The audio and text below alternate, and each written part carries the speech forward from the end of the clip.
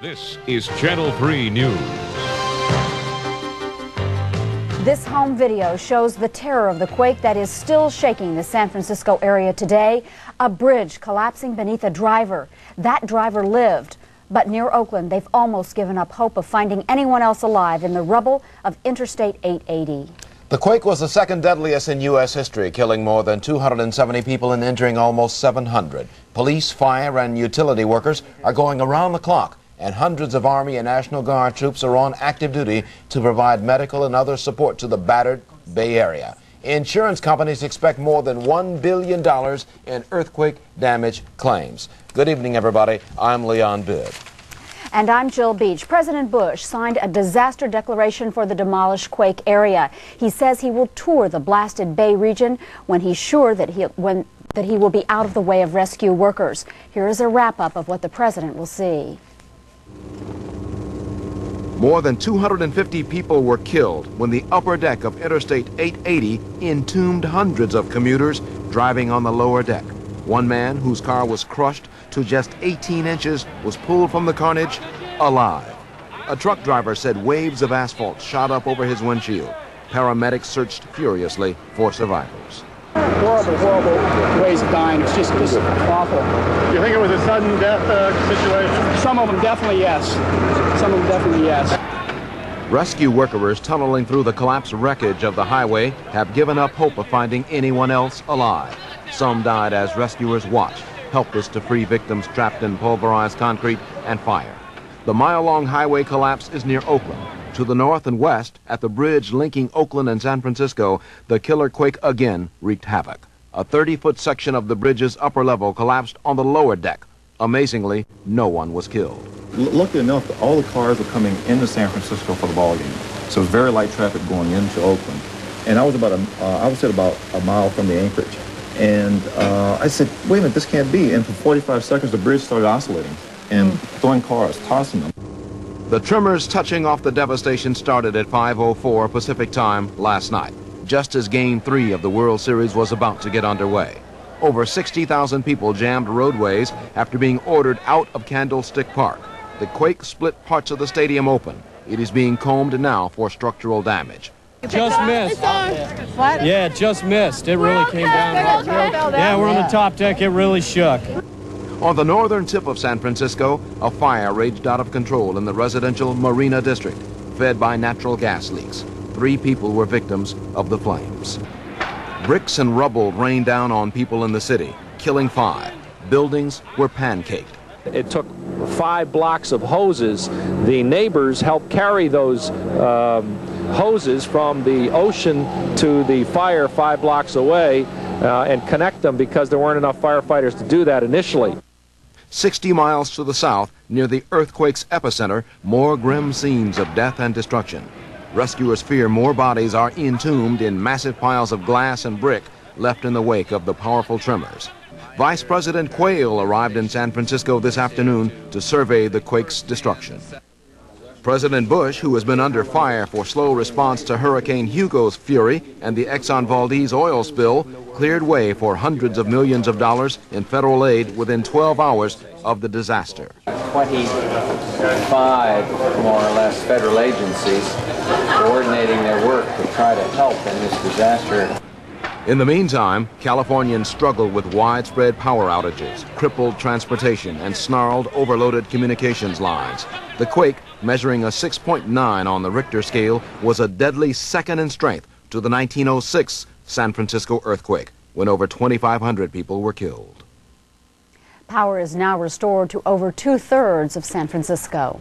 There are hundreds of Clevelanders either in the Bay Area of California or who have relatives there, and the last 26 hours have been a frantic time for most of them. Channel 3's Tom Sweeney reports on people trying to find relatives across the continent.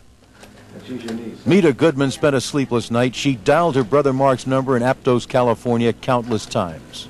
We're sorry. All circuits are now busy. Mark called her at about 4:30 this morning. He's all right, but can't find his 2 children, 26-year-old Susie and 29-year-old Larry. They live near the epicenter of the quake. I haven't heard from the kids. He said, I can't get through. And I don't know how bad it is. So I have no idea what happened with them. We haven't heard a word. Alice Pilarchik flew to San Francisco on Ameritrust business and told Del Donahue she got there 10 minutes before the quake struck. We were trying to get a rental car, and all the walls started shaking and things came down from the ceiling, and it was just total chaos. People started running for the doors. Kathy Turkey was up all night, close to tears. I was certain that something was wrong. You know, I thought for sure. You know, I couldn't get through, and I called, and yes. Are you close? Very. Her and I.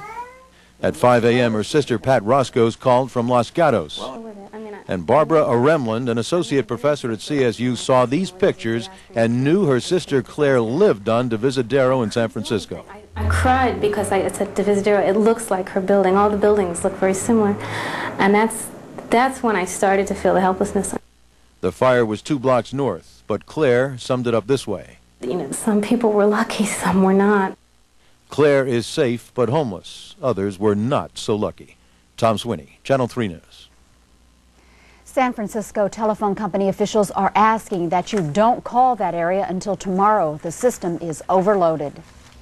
U.S. Air Flight 116 came into Cleveland Hopkins Airport from San Francisco late this afternoon. Here's my ticket from Candlestick, Game 3. On sale. Came down. Jim Cleveland and business associates from Hudson admitted Candlestick for the World Series when it hit. I was real frightened. Being in an airplane and hitting turbulence, when you sit there and bounce around and you can't stand in the aisles, it was really a lot like that. Then suddenly it felt like a big giant ape had grasped the stadium and was twisting it. So you were moving 3 or 4 feet on either side.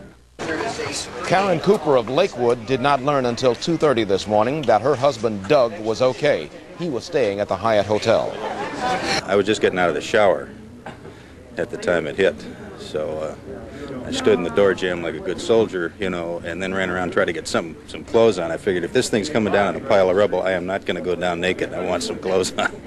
Sarah Bale was at that hotel too. Everyone was told to leave, that the hotel might come down.